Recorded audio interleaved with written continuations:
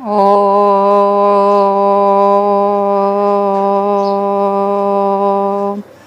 नमः शिवाय। तो दोस्तों, आप सभी का हमारे चैनल पर स्वागत है। आज मैं इस मंत्र का जाप इसलिए कर रही हूँ, आप भी कीजिए, क्योंकि सावन चालू है और भोलेनाथ की कृपा सभी पर बरसे। क्योंकि जो श्री हरि नारायण जी है वह 4 महीने के लिए योग निद्रा में चले गए, तो इस पृथ्वी का कार्यभार महाकाल के हाथों में है। इसलिए आप सभी को इस मंत्र का जाप अवश्य करें।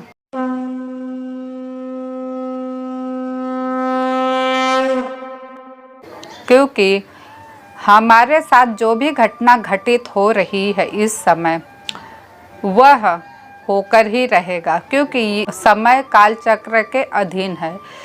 क्योंकि त्रिदेव में से भी कोई काल चक्र के बिना कोई काम कर ही नहीं पाता, क्योंकि स्वयं त्रिदेव भी कहते हैं जो काल चक्र है उसके विरुद्ध स्वयं त्रिदेव भी नहीं जा सकते। इस वजह से जो नियति में लिखा है वो तो होकर ही रहेगा। लेकिन इस वीडियो के माध्यम से सभी को मैं यह बताना चाहती हूँ कि आप अगर इस वीडियो तक पहुँचे हैं तो इस वीडियो में जो गुप्त जानकारियाँ हैं वो आप लोगों के बीच में पहुँचाई जा रही है। क्योंकि 600 साल पहले संत अच्युतानंद दास जी ने भविष्य मालिका का निर्माण किया। कलयुग के अंत में यह भविष्य मालिका जो फैल रही है वह लोगों के कल्याण के लिए ही फैल रही है। क्योंकि स्वयं हरि चाहते हैं कि जितने भी उनके भक्त हैं वो एकत्रित हुए और उनकी भक्ति करें, ताकि जब कली का विनाश होगा उस समय जो भक्त लोग हैं वही बचेंगे, बाकी जो हैं अधर्मी लोग हैं वो उनका नाश होगा। हमारे चैनल पर अगर नए हो तो आप हमारे चैनल को सब्सक्राइब कीजिए, बेल आइकन दबाइए और ऐसे ही वीडियो के लिए एक लाइक ज़रूर कीजिए। आपके एक लाइक से हमें मोटिवेशन मिलता है। तो आइए जानते हैं आखिर 2024 में इतनी तबाही क्यों हो रही है। क्योंकि यह 2024 जो है कि जो कर्म फल दाता शनि देव जी हैं, 2024 जो साल चल रहा है यह कर्म फल के आधारित होगा।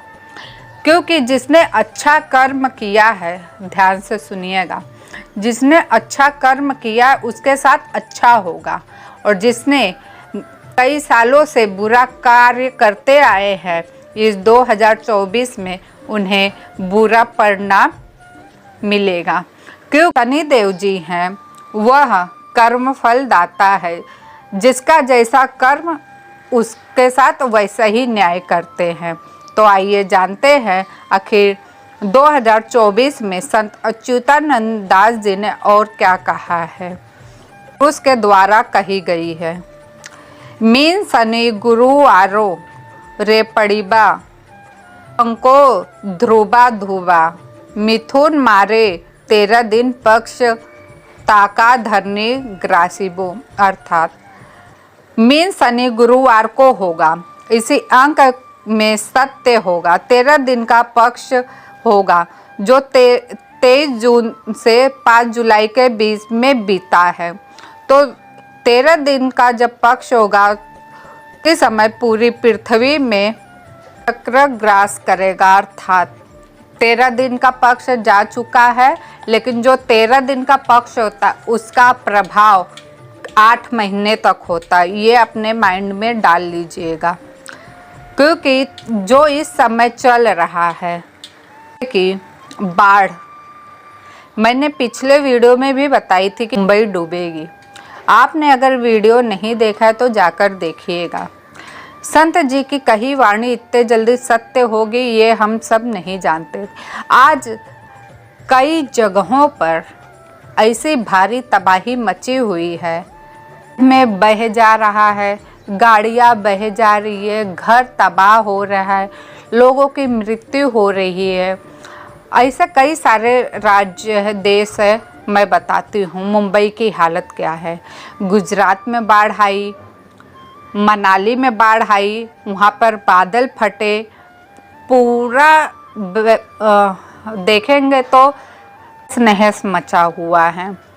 भागीरथी में बाढ़ आई, यमुना उत्तराखंड में, केदारनाथ में जो लोग जा रहे हैं वहाँ मोत्री गंगा नदी जो है उसमें भी बाढ़ आई है, यमुना में भी बाढ़ आई है। जो समुद्र के किनारे अक्सर जो भी धाम है वहाँ पर बहुत ही ज़्यादा बाढ़ की आई। महाराष्ट्र में भी बाढ़ आई है, क्योंकि होगा ही, कलयुग का अंत समय जो चल रहा है। लेकिन इससे बचने का एक ही उपाय है, हरि नाम का हमेशा हमें कीर्तन करना चाहिए, अपने दिल में उनका नाम जप करना ही चाहिए।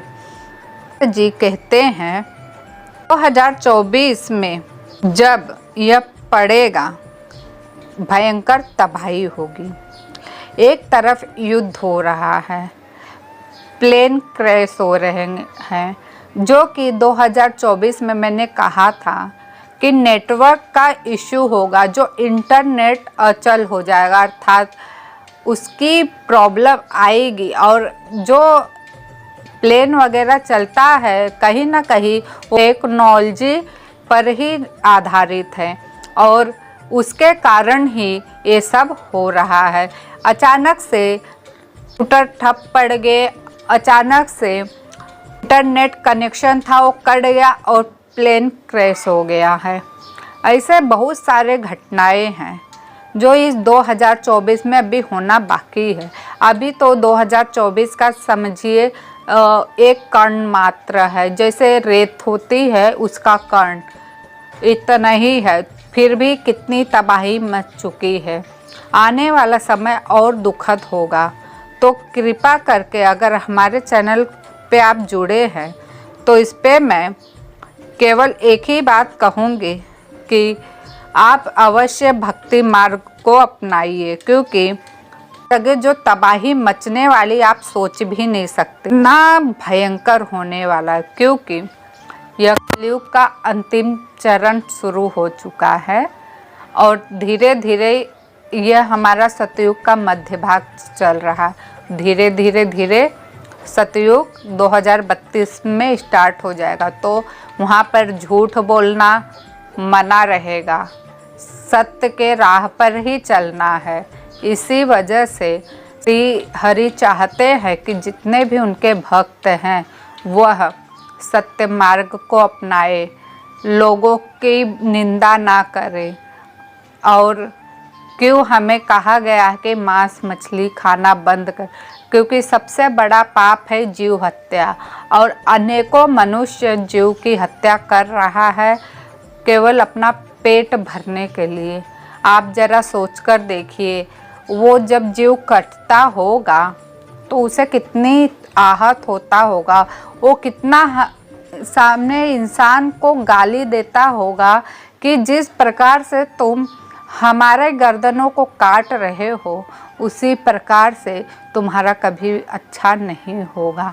वो जो दुख उसकी होती है उसको इंसान काट तो लेता है, खाता है, जब वो जो विचार उसके होते हैं वही विचार मनुष्य को राक्षस बनाता है। राक्षस क्या है? मन के विचार ही हैं, अलग से कोई राक्षस नहीं आता है।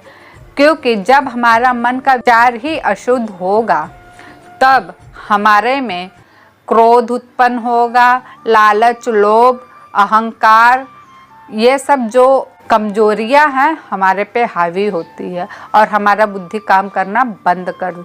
इसी वजह से हमेशा से कहा गया है नॉनवेज को छोड़कर आप वेजिटेरियन रहो और सत्य, दया, क्षमा के मार्ग पर चलो।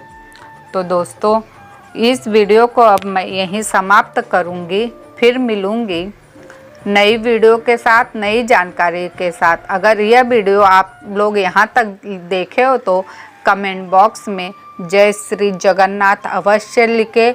जो भी आपकी इच्छा हो वो लिखिए और प्रभु को धन्यवाद कीजिए कि यह मालिका आप लोगों के पास पहुंच रही है और आप लोगों को सतर्क किया जा रहा है।